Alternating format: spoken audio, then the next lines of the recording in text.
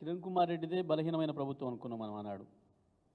కానీ అంతకు మించి బాధ్యతారాహిత్యమైన ప్రభుత్వం వచ్చింది ఇవాళ. ఏం జరుగుతుంది ఈ 8 నెలల్లో అని చూస్తే వీధులలో పిచ్చి కుక్కలు ప్రజలను కరుస్తున్నాయి. కనకపు సింహాసనం మీద కూర్చున్నాయేమో ప్రతిపక్షాలు కరుస్తున్నాయి. అంతకుమించి ఏం జరుగుతలేదు ఈ రాష్ట్రంలో. వీధి కుక్కలేమో ప్రజలను కరుస్తున్నాయి, పిల్లల్ని పెద్దల్ని చూడకుండా. ఇక్కడ కనకపు సింహాసనాల మీద కూర్చున్నాయేమో ఏంది ఇది అని అడిగితే ప్రతిపక్షాలను కరుస్తున్నాయి. అయిపోయినాయి అన్ని హామీలు ఇచ్చుడు, డేట్లు పెట్టుడు, వాయిదాలు వేసుడు, ఓట్లు పెట్టుడు, దేవుళ్ళ మీద ప్రమాణాలు చేసుడు అన్నీ ఓడిచిపోయినాయి. ఇప్పుడు బాధపడే కాడికి వచ్చినాయి. ఏంది ఏమైంది ఏమని నిన్న ఏదో గదగద స్వరంతో పాపం చాలా బాధపడిపోయి మాట్లాడే పరిస్థితికి వచ్చారు. ఏంది ఉన్నమాట అంటే ఉలికిపడ్డ పద్ధతుల్లో మంత్రులు భుజాలు తడుముకొని సమాధానం లేక ఏడుపు లంఘించుకునే పరిస్థితి వచ్చింది. ఇది ఆశ్చర్యంగా ఉంది. నిజమే చివరి రోజుల్లో వస్తుందేమో అనుకున్నాం మేము, కానీ ప్రారంభమే.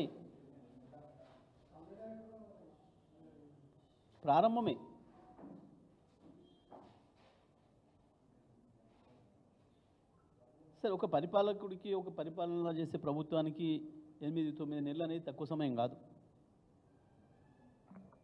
వాళ్ళే పెట్టుకున్న డేట్లను వాళ్ళే వాయిదాలు వేసుకుంటూ పోయింది. చివరికి ప్రజల నంబర్ని ఓట్లు పెట్టుకున్నారు. సరే, ఇప్పుడు తప్పించుకొని మాట మార్చి 41,000 కోట్ల రుణమాఫీని 39 తెచ్చి 36 చేసి చివరికి 31 అని చెప్పి ఆఖరికి 12,000 ఇచ్చి ఇక పాపం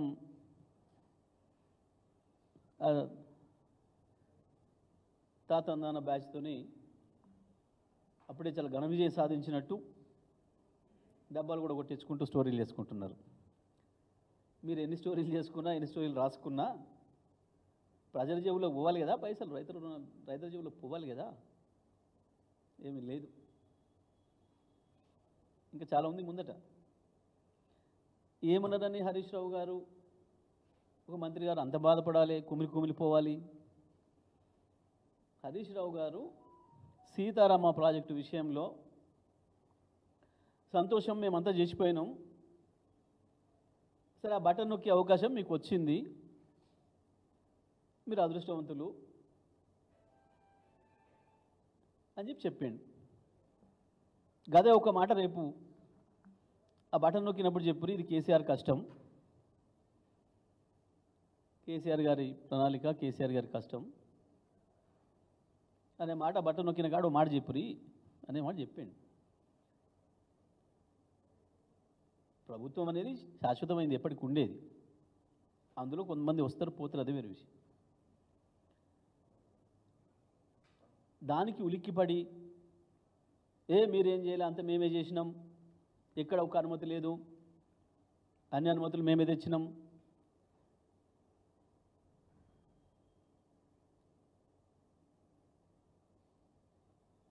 హరీష్ రావు గారు మాట్లాడింది మాకు బాధ కలిగింది, కళ్ళు తెరుస్తున్నారు. ఆశ్చర్యంగా ఉంది. ఇలా ఏమన్నా ఒక అన్పార్లమెంటరీ వర్డ్ ఏదన్నా ఒకటి, ఏదో ఒక బూత్ మాట వచ్చిందా హరీష్ రావు గారి నోటి నుంచి?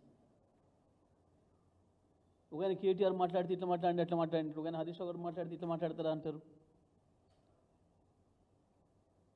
ప్రాజెక్టుల విషయంలో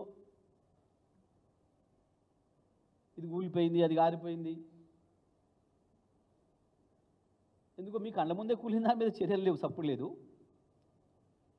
ప్రజలందరూ చూస్తుంటే ఇట్లా పోయింది కదా. ఏం జరుగుతుంది, ఏం మతలబులు జరుగుతున్నాయి?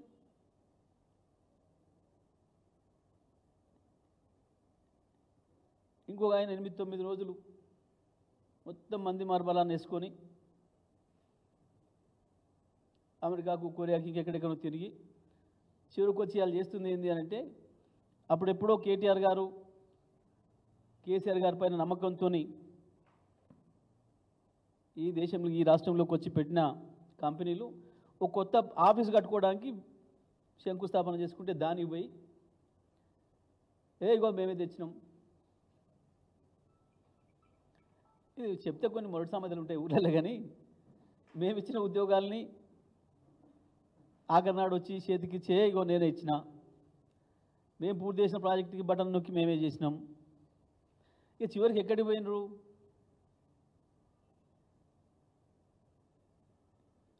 హాస్టళ్లలో విషాహారం తిని పిల్లలు చనిపోతుంటే, వందలాది మంది ఆసుపత్రుల పాలు అవుతుంటే, ఇది కూడా కేసీఆర్ కారణం, టీఆర్ఎస్ కారణం. సిగ్గుండాలి మాట్లాడడానికి. మేము 9 నెలల కింద ఉండిపోయిన వంట ఇవాళ మీరు పెడుతున్నారా? బట్టి విక్రమార్క కూడా ఈ మధ్యన విజ్ఞత కోల్పోయి మాట్లాడుతున్నాడు. పాపం రేవంత్ రెడ్డి భాష వాడితేనే ముఖ్యమంత్రి అయితే అనుకుంటున్నాడేమో, రేవంత్ రెడ్డి లాగానే అబద్ధాలు చెప్తేనే ముఖ్యమంత్రి అయితే అనుకుంటున్నాడేమో పాపం. కానీ కావు బట్టి గారు, ఉన్నది పోతుంది నీ గౌరవం.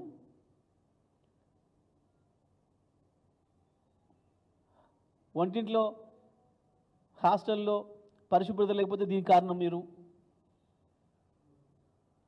ప్రజలు ఏమనుకుంటారని సోయి ఉండాలి కదా. ఇల్లు రోజు ఉక్కోవాలి, ముఖం రోజు కడుక్కోవాలి, పనులు రోజు దొమ్ముకోవాలి, రోజు చేసుకోవాలి ఎవరి వాళ్ళు. నువ్వు ముఖం కడుక్కోక మీరు కారణం అంటే ఏం పోతుంది? ప్రజలు చూసేవాళ్ళు ఏమనుకుంటారు? కొంచెం మాట్లాడేటప్పుడు ఇంక ముందు ఆలోచన చేసుకోరు.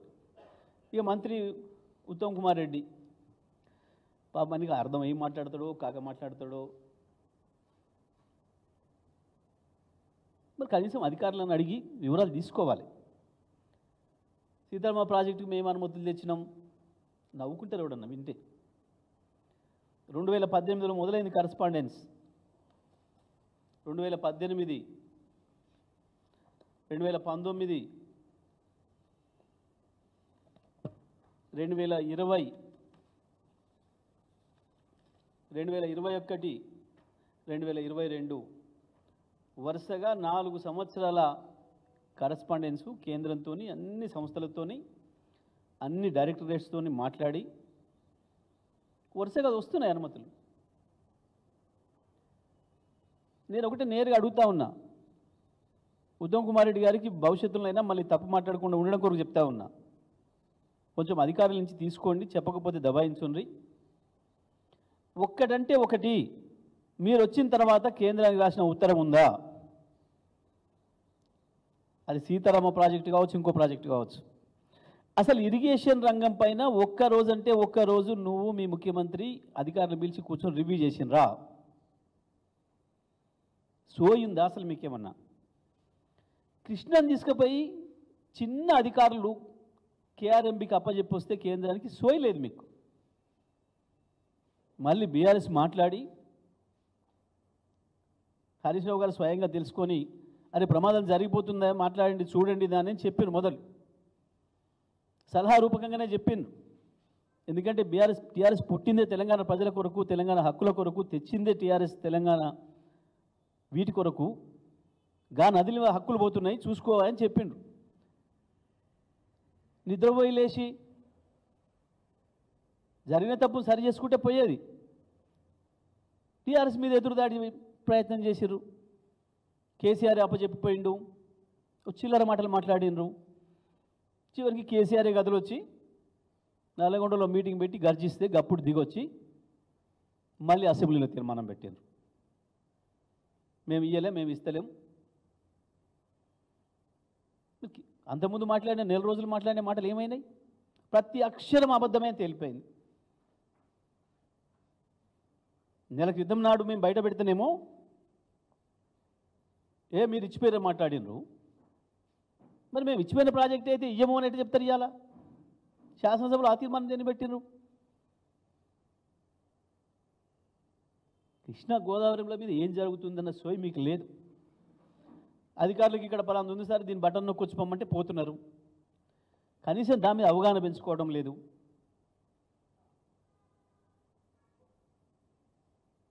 ఉద్యోగం ఇస్తే నోటిఫికేషన్ అడిచిన డేట్ ఉంటుంది. ఓ ప్రాజెక్ట్ కడితే డిపిఆర్ చేస్తే దానికి డేట్ ఉంటుంది. కేంద్రంతో కరెస్పాండెన్స్ చేస్తే ఉత్తరాలు ఉంటాయి, డేట్లు ఉంటాయి, వాటి మీద అధికారులు ఎన్నిసార్లు వెళ్ళి వచ్చారో ఢిల్లీకి మొత్తం వివరంగా ఉంటుంది. ప్రతిదీ కూడా రికార్డ్ అయి ఉంటాయి. కానీ అది లేదు సోయి. ఇంకా ఏంది తెలివి తక్కువ మాటలు. తెలిసా తెలియకనా డిపిఆర్లకు సంబంధించి కూడా వాస్తవానికి 19,000 అంచనా విలువ అనేది సీతమ్మ సాగర్ ప్రాజెక్టుది. దాంట్లో సీతారామ లిఫ్ట్ కాంపోనెంట్కి కలిపే ఉంది. మొత్తం 280 మెగావాట్ల హైడ్రో పవర్ ప్లాంట్ కూడా దాంట్లోనే కలిసి ఉంది. అన్నీ కలిపి సీతమ్మ సాగర్ ప్రాజెక్టు, ఇందులో సీతారామ లిఫ్ట్ కాంపోనెంటు, సీతమ్మ సాగర్ బ్యారేజీ, 280 మెగావాట్ల హైడ్రో పవర్ ప్లాంటు అన్నీ కలిసి. కానీ కావాలని అబద్ధాలు చెప్పి ప్రజల్ని పక్కదారి పట్టిద్దామని మీ హయాంలో చేసినట్టు 10 రెట్లు 15 రెట్లు మేము ఎక్కడ పెంచలే. ప్రారంభం కాకముందే పెంచుకుంటూ పోయినరు. మీకు అలవాటు ఇక కమిషన్లు ఇచ్చుడు, కమిషన్లు తీసుకోవడం మీ దాంట్లో ఉన్న మంత్రులకి అలవాటు. దాంట్లో మీరు సిద్ధహస్తులు.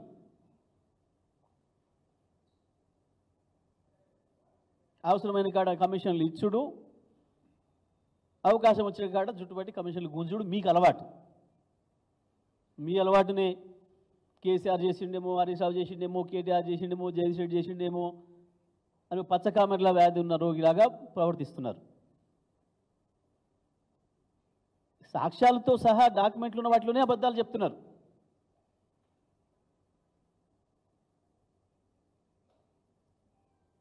సీతారామ పైన, సీతమ్మ సాగర్ పైన 2018 నుంచి మొదలు పెడితే కరస్పాండెన్సు అనేక డైరెక్టరేట్ల అనుమతులు తీసుకొని పనులు చేసుకుంటూ వచ్చినాం. మీలాగా జలయజ్ఞం అని పేరు పెట్టుకున్న మీ ధనయజ్ఞం లాగా ప్రాజెక్టులే మొదలు పెట్టకుండా, కాలువలే మొదలు పెట్టకుండా, టన్నెల్స్ పన్నే మొదలు పెట్టకుండా మొబిలైజేషన్ అడ్వాన్సులు తీసుకోలే. ప్రభుత్వ సొమ్మును కాంట్రాక్టర్లకు ఇచ్చి మొబిలైజేషన్ అడ్వాన్స్ పేరు మీద వాళ్ళకాంచెల్లి కమిషన్లు గుంజుకున్నది మీరు. కేసీఆర్ ఏ ఒక్కదాన్ని కూడా మొబిలైజేషన్ అడ్వాన్స్ పెట్టాలి, 10 రూపాయలు కూడా. ఆ అలవాట్లు మీవి. అది మేమనడం కాదు, మీ మహారాష్ట్ర ముఖ్యమంత్రి రాసిండు ఉత్తరం. అసలు ప్రాజెక్టే లేకుండా మీరు కాలువలు మొదలు పెడుతున్నామని చెప్పి వార్తలు వస్తున్నాయి. 8-9 వేల కోట్ల రూపాయలు ఖర్చు పెడుతున్నామని చెప్పేసి మీరు మాట్లాడినట్టుగా వార్తలు వస్తున్నాయి. మీరు నష్టపోతారు, ప్రజల సొమ్ము మట్టి పాలవుతుంది, మేము అనుమతి ఇవ్వము, తమిడిహట్టికి ఎట్టి బస్సులో మేము అనుమతి ఇవ్వము అని చెప్పి మీ ముఖ్యమంత్రి రాసిండు మీకు. కేవలం కమిషన్లకు కక్కుర్తిపడి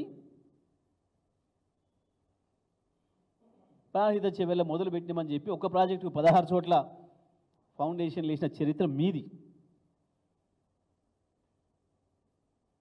ఇక లెసపొగుడుతున్నారు ఈ మధ్యకాలంలో. ముఖ్యమంత్రి, మంత్రులు ఈ పార్టీలకి వెళ్ళి ఆ పార్టీలకి వెళ్ళి జమ అయిన వాళ్ళు, రాజశేఖర రెడ్డి భక్తులు అని ఇంకా చెప్పుకుంటున్న వాళ్ళు సిగ్గు లేకుండా. ఏం చేసిండు రాజశేఖర రెడ్డి, చంద్రబాబులు ఈ రాష్ట్రానికి? తెలంగాణను సర్వనాశనం చేసిందే వాళ్ళిద్దరు కదా. సోయుందా ఏమన్నా మీకు? ఎన్ని తెలంగాణలో ఒక్కటంటే ఒక్కటి 30 ఏళ్ళు 40 ఏళ్ల కింద మీ హయాంలో ప్రారంభించిన ఈ కాంగ్రెస్ తెలుగుదేశం పార్టీల హయాంలో ప్రారంభించిన ప్రాజెక్టులు. భీమా అయితే ఇంకా ముందు నిజాం కాలంలో ప్లాన్ చేసిన ప్రాజెక్టు ఒక్కటంటే ఒక్కటి. నెట్టెంపాడు కావచ్చు, భీమా కావచ్చు, కోయిల్ సాగర్ కావచ్చు,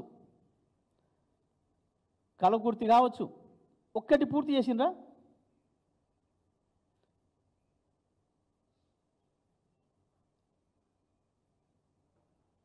మీ చంద్రబాబులు, మీ రాజశేఖర రెడ్డిలు తెలంగాణలో 1 ఎకరానికి నీళ్ళు ఇచ్చిండ్రా?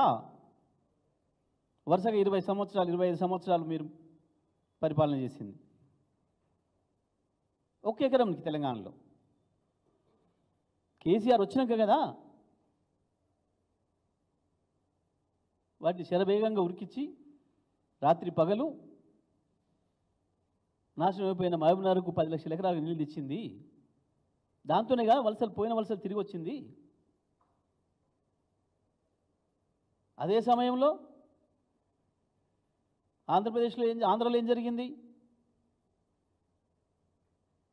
ఆనాటికే 11,000 క్యూసెక్కులకు ఉన్న పోతిరెడ్డిపాడును 66,000 క్యూసెక్కులకు పెంచి పొక్కగొట్టి మొత్తం కృష్ణా నదిని మలుపుకపోయి ఏ అనుమతులు లేకుండా రాష్ట్ర ప్రభుత్వంలో తెలంగాణ ప్రజల పైసల సొమ్ములను కూడా ఖర్చు పెట్టి కట్టిన ప్రాజెక్టులు ఎన్ని?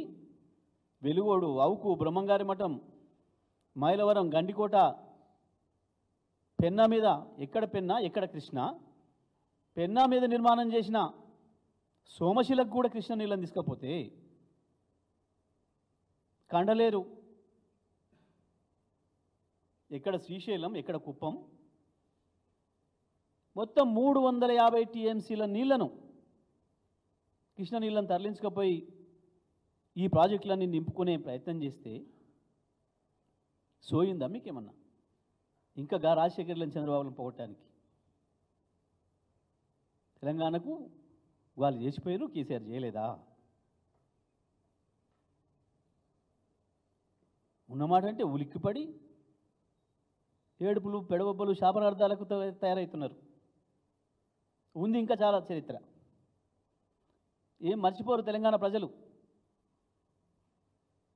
మీరు చేసిపోయిన గాయాలు మళ్ళీ మళ్ళీ గుర్తొస్తూనే ఉంటాయి. మీ చంద్రబాబులు, మీ రాజశేఖర రెడ్డిలు చేసినవి. ఒక్కటి, ఆంధ్రప్రదేశ్కు 350 టీఎంసీల నీళ్ళ నిల్వ చేసే ప్రాజెక్టులను పూర్తి చేసుకున్న రాజశేఖర రెడ్డి, చంద్రబాబులు తెలంగాణలో 3.5 క్యూసెక్కుల నీళ్ళ నిల్వ చేసే ఒక కొత్త చెరువును కట్టినరా? చూపిస్తారా? నిలబడతారా? చర్చకు వస్తారా? దమ్ముందా? ఉత్తమ్ కుమార్ రెడ్డి వస్తాడా? బట్టి విక్రమార్క వస్తాడా? లేదా ముఖ్యమంత్రి వస్తాడా? చేద్దామా చర్చ? అదే మహబూబ్నగర్లో చేద్దామా, ఖమ్మంలో చేద్దామా, వరంగల్లో చేద్దామా, ఆదిలాబాద్లో చేద్దామా, నల్గొండలో చేద్దామా?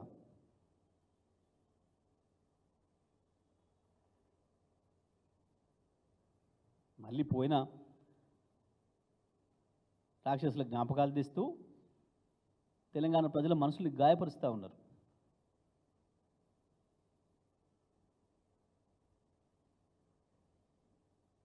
కేసీఆర్ వచ్చిన తర్వాత తెలంగాణలో వెలుగొచ్చిందా? మీరు మాట్లాడుతున్న మీ పాత భాషలైన తెలంగాణకు దుర్మార్గంగా అన్యాయం చేసిన మీ నాయకులతో వచ్చిందా? మాట్లాడదాం, రావాలి చర్చకు దమ్ముంటే. ఏ ఒక్కదాని మీదనైనా ఉద్యోగాల విషయంలో చర్చకు వస్తారా? ప్రాజెక్టుల విషయంలో చర్చకు వస్తారా?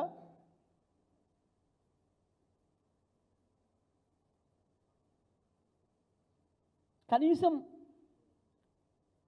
24 గంటల కరెంటు వరుసగా 5 ఏళ్ళు ఇచ్చి చూపించిపోతే దాన్ని నడపడం చేత కావట్లేదు. కాళేశ్వరం కట్టి వరుసగా 4 సంవత్సరాలు నీళ్ళు ఇస్తే ఉత్తమ్ కుమార్ రెడ్డి గారు నీ నియోజకవర్గానికి, నీ పాత నియోజకవర్గానికి, నీ కోదాడకు, ఇప్పుడు నీ హుజూర్నగర్ ఏదైతే మా చిన్న సీతారాం తండా పక్కన నీ ఊరు దాకా నీళ్ళు తెస్తే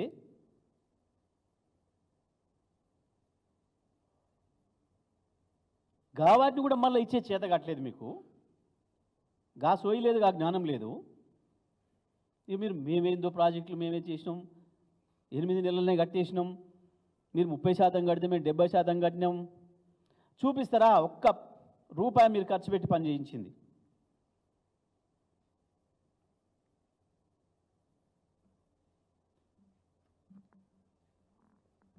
ఇవాళకి కూడా ఇంకా కాళేశ్వరం నీళ్ళు రావాలని మొత్తుకుంటున్నారు ప్రజలు.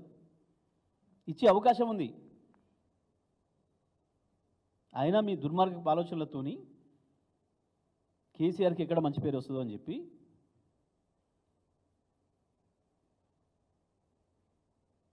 మేము ఎల్లంపల్లి నుంచి ఎత్తుతాం, కింది నుంచి ఎత్తాం, తీసుకురండి. ఎల్లంపల్లి నుంచే తేవాలి. 140 టీఎంసీలు నీళ్ళు నిల్వ చేయడానికి కేసీఆర్ ఏదైతే ప్రాజెక్టులు పూర్తి చేసిండో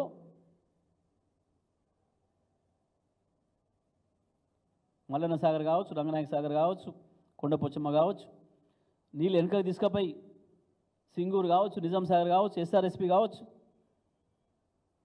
మిడ్ మానేర్, లోయర్ మానేర్ కావచ్చు, అన్ని నింపాలి. దాంతోపాటు మొత్తం చెరువులు ఇవ్వాలా.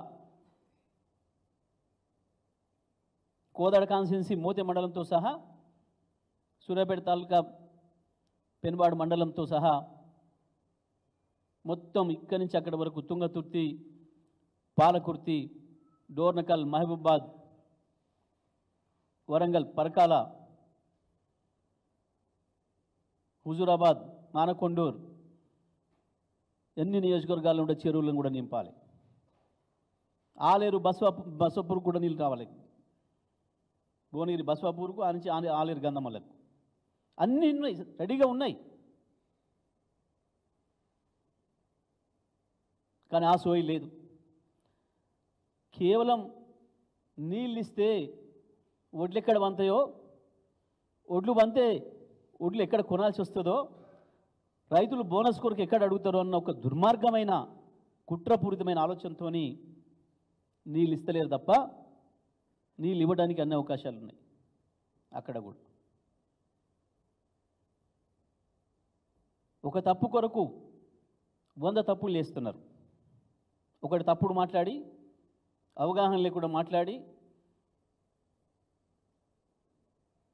సమాచారం తీసుకోకుండా, విషయాలు తెలుసుకోకుండా మాట్లాడి, దాన్ని సమర్థించుకోవడం కొరకు 100 తప్పులు మాట్లాడి పప్పుల కాలేస్తున్నారు. ఇప్పటికైనా మంత్రులకు మేము సలహా ఇస్తూ ఉన్నాం. కనీసం ఏ సబ్జెక్టు మీద మాట్లాడినా కనీసం సోయి ఉండి సమాచారం తెప్పించుకొని 4 సార్లు మాట్లాడుకొని చర్చ చేయండి. ఇక ఎస్ఎల్బీసీ గురించి మాట్లాడుతున్నారు. చాలా విచిత్రంగా ఉంది.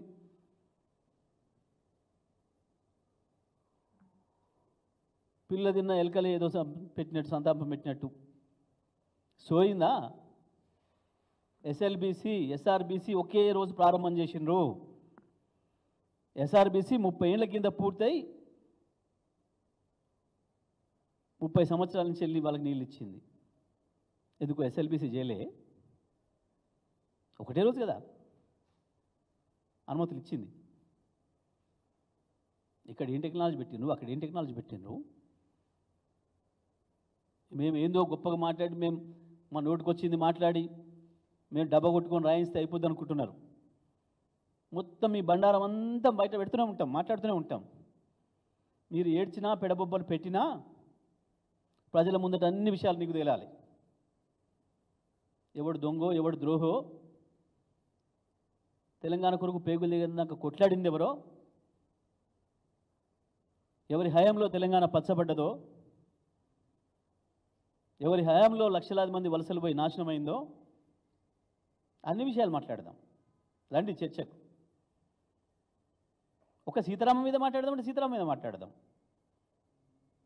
కలవకుర్తి అయితే కలవకుర్తి మీద మాట్లాడదాం. నెట్టంపాడు అంటే నెట్టంపాడు మీద మాట్లాడదాం. ఎస్ఎల్బీసీ అయితే ఎస్ఎల్బీసీ మీద మాట్లాడదాం.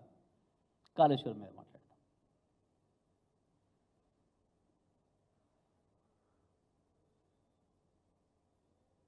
ఎప్పుడన్నా ఒక్క మాట మేము అన్పార్లమెంటరీ వాడు మా వైపు నుంచి అనడానికి ఒకటి వచ్చిందా? అసెంబ్లీలో మాట్లాడితే కూడా సోయి లేకుండా, జ్ఞానం లేకుండా మీరు ఉపయోగిస్తున్న భాష ప్రజలు చూస్తున్నారు. మేమేం మాట్లాడుతున్నాం, మేమేం చెప్తున్నాం బీఆర్ఎస్ పార్టీ నుంచి కేసీఆర్ శిష్యులుగా, మీరేం మాట్లాడుతున్నారు, మీరేం ప్రవర్తిస్తున్నారు. ప్రతి విషయంలో ప్రతి క్షణం అబద్ధమే. అబద్ధాలతో బతుకుతాం అనుకుంటున్నారు. అబద్ధాలతోనే ఎక్కువ కాలం బతకలేరు. ఇంకా ముందుంది ముసళ్ళ పండగ, అప్పుడు అయిపోలే, ప్రారంభమే. మేం చేస్తాం ఉరుకొచ్చిండ్రు. చేసి చూపించాలి. ఎల్లెలు కలబడి ఏడుస్తామంటే నడవదు.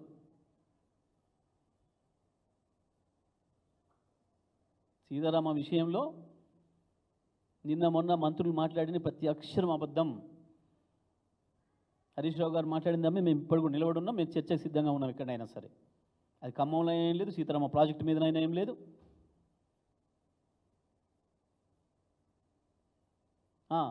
తుమ్మల గారు నిజంగానే వారు బాధపడడానికి కారణాలు వేరే ఉన్నాయి, వేరే సందర్భంలో చెప్తాను నేను.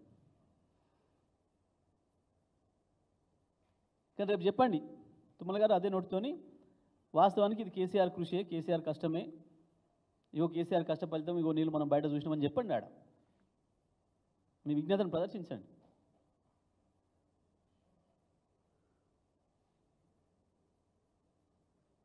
మంత్రులు ఇట్లా అబద్ధాల పునాదుల మీద ప్రభుత్వాలు నడపలేరు, ప్రజల్ని నమ్మించలేరు, ప్రజల్ని వంచిస్తామంటే కుదరదు. ఇప్పటికైనా ఇరిగేషన్ మంత్రి గారు కావచ్చు, ఇతర మంత్రులు ఎవరైనా సరే మాట్లాడేటప్పుడు సమాచారం తీసుకొని మాట్లాడండి, లేదంటే మీరే అబాస్ పాలవుతారు.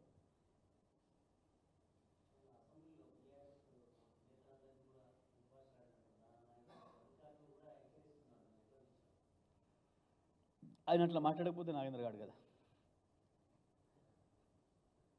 ఇట్లా మాట్లాడితేనే నాగేంద్ర అంటారు. ఆయన గురించి ఏం మాట్లాడలేరు, ప్రజలందరికీ తెలుసు. ఏమంటారు వాటిని? అవి నేనంటే బాగుండదు ఇప్పుడు, వ్యక్తిగతమైనవి, కానీ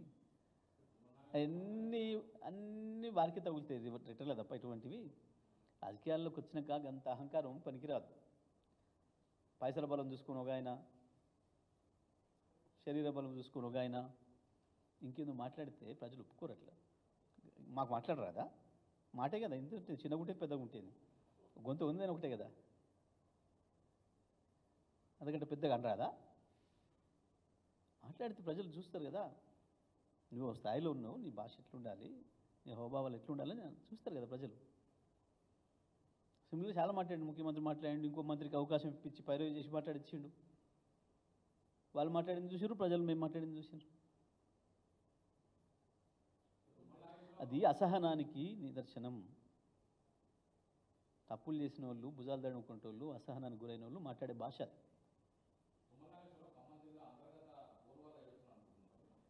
నేను మరోసారి చెప్తాను కదా, మంచిగా ఎన్నెన్ని ఉన్నాయో బాధలు, ఎక్కడెక్కడి నుంచి ఉన్నాయో, పాపం ఎక్కడ ఉండాల్సిన ఎక్కడున్నా అనే బాధ ఉందో ఏముందో చాలా ఉన్నాయి. వస్తుంది కదా, మాట్లాడుతారు కదా మన వాళ్ళు, దామే పోరాటం జరుగుతుంది, కొనసాగుతుంది.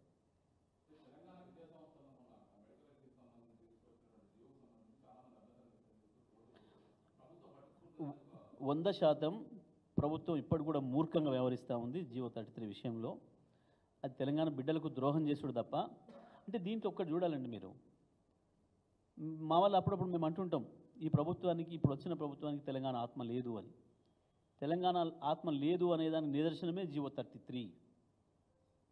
మన బిడ్డలకు అన్యాయం చేసే పద్ధతుల్లో కేసీఆర్ గారు కొట్లాడి కేంద్ర ప్రభుత్వంతో మంచిగా ఉండి పోయి రాష్ట్రపతి గారిని ఒప్పించి 95% స్థానిక రిజర్వేషన్ తీసుకొచ్చిండు. ఎక్కడ లేదు, భారతదేశంలో ఏ రాష్ట్రంలో లేదు. సార్ మేము నష్టపోయినాం, 60-70 సంవత్సరాలు మా పిల్లలు ఉద్యోగాలు కోల్పోయినాం, మాకు ఇవ్వండి, మాకు న్యాయమైంది, ఇది మా కోరిక. చాలా వెనుకబడ్డ ప్రాంతాలు ఉన్నాయి, గిరిజన ప్రాంతాలు ఉన్నాయి, మేము కొత్తగా జిల్లాలు చేసుకుంటున్నాం, 95% మాకు ఇవ్వండి, ఇది న్యాయమవుతుంది అని చెప్పి కొట్లాడి 95% తెచ్చిండు కేసీఆర్ గారు. కానీ ఆ స్ఫూర్తికి తూట్లు పడుస్తూ మన బిడ్డల్ని కాకుండా చేసే ఒక దుర్మార్గమైన ప్రయత్నం. మందిగా నోళ్ళని తెచ్చుకొని మా పిల్లలని చెప్పుకోవడం అనేది చెప్పినాం కదా మేము ఇంతకుముందే. ఉద్యోగాలు విషయంలో మేము ఇచ్చిన ఉద్యోగాలు చివరి రోజు వచ్చేసేసి కాగితం ఇచ్చి నేను అప్పుడే ఇచ్చేసేసిన 30, మేము పూర్తి చేసిన ప్రాజెక్టుకు బటన్ నొక్కి మేమే కట్టేసినాం అన్న పద్ధతుల్లో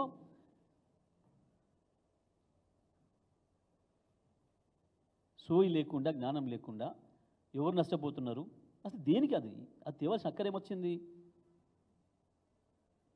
పక్కనున్న ఆయన ఆంధ్ర మిత్రుల్ని సంతృప్తిపరచడాక, చంద్రబాబుని సంతృప్తిపరచడాక దేనికి తెచ్చిన అసలు జియో 33? అది వాళ్ళకు ఉపయోగపడేది. ఇది మన పిల్లల్ని మనం వాళ్ళు కాకుండా చేసుకోవడం ఏంది? చాలామంది పిల్లలు, ప్రత్యేకించి మా కోదాడ కావచ్చు, మా హుజూర్నగర్ కావచ్చు, మిర్యాలగూడెం కావచ్చు, నాగార్జునసాగర్ కావచ్చు, ఇటు పైకి వస్తే అచ్చంపేట కావచ్చు, కొల్లాపూర్ కావచ్చు, మా గద్వాల్ కావచ్చు, మా అలంపూర్ కావచ్చు, అక్కడ ఖమ్మం జిల్లాలో మధిర కావచ్చు, సత్తుపల్లి కావచ్చు, అసురాపేట కావచ్చు, అవతల పక్కన పోయి ఆంధ్రాలో చదువుకొని వస్తారు. ఇంటర్మీడియట్కి పంపిస్తున్నారు పిల్లల్ని. ఒక 2 సంవత్సరాలు ఇంటర్మీడియట్ అక్కడ చేసి వస్తారు, లేదా 1 సంవత్సరం లాంగ్ టర్మ్ కోచింగ్ కాడికి పోయేసి వస్తారు. అటువంటి పిల్లల్ని నువ్వు మా పిల్లని కావు బయటికి నెట్టేస్తా అంటే ఏం దుర్మార్గం? ఇంత దుర్మార్గమైన విషయం ఇది. మన పిల్లల విషయంలో మనం అంత జ్ఞానం లేకుండా, సోయి లేకుండా ఉండడం ఏంది? అయినా అసలు నీకు ఏం కర్మ పట్టింది అక్కడ? నువ్వు దాని చర్చించే అక్కరేముంది అసలు? దాంట్లో ఎందుకు పోయినట్టు? ఇప్పుడు మేము ఆ రోజు 2 ఇచ్చినాం. వరుసగా 4 సంవత్సరాలు ఇక్కడ చదివిన మన పిల్లలే, 7 సంవత్సరాలలో 4 సంవత్సరాలు ఇక్కడ చదివిన మన పిల్లలే అని చెప్పినాం. అటువంటిది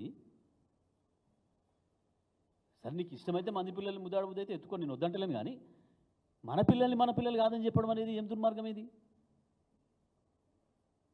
ఒక చాపనీతి పామునీతి లాగా. ఇప్పటికైనా ప్రభుత్వం సోయి తెచ్చుకోవాలి, కళ్ళు తెరవాలి. ప్రత్యేకించి ఖమ్మం జిల్లా మంత్రులు కావచ్చు, నల్గొండ జిల్లా మంత్రులు కావచ్చు, మహబూబ్నగర్ జిల్లా మంత్రులు కావచ్చు, అతి ఎక్కువ నష్టపోతుంది ఆ పిల్లలే, ఆ 3 జిల్లాల పిల్లలే. పాపం తెలియక ఇటువంటి నిబంధనలు వస్తుందని తెలియక విజయవాడ పంపిస్తారు, జగేపేటకు పంపిస్తారు, గుంటూరు పంపిస్తారు. అక్కడ ఆ వైపు రాజమండ్రి అటు దగ్గరికి పంపిస్తారు, ఖమ్మం జిల్లాలో ఇంటర్మీడియట్ కొరకు. ఆ పిల్లలకు అన్యాయం చేసే పద్ధతుల్లో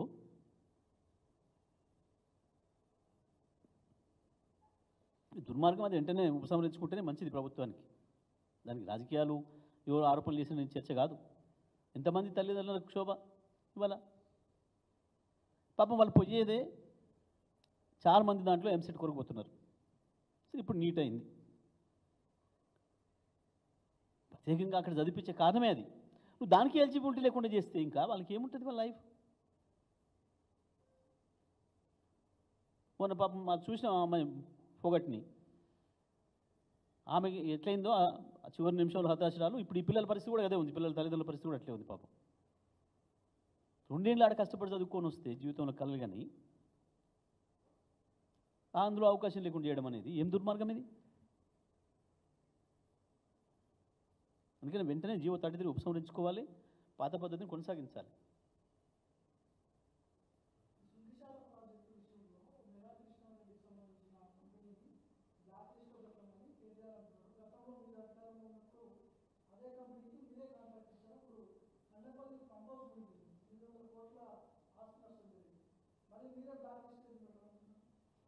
అప్పుడు శంక్షాలు కూలిపోలే, ఇంకా అప్పుడు శంక్షాల కూలిపోలే, అప్పుడే శంక్షాలు కూలిపోలే ఇంకా. ఓకే, శంక్షాలు కూలిపోయింది కాబట్టి ఇప్పుడు రైట్. Thank you.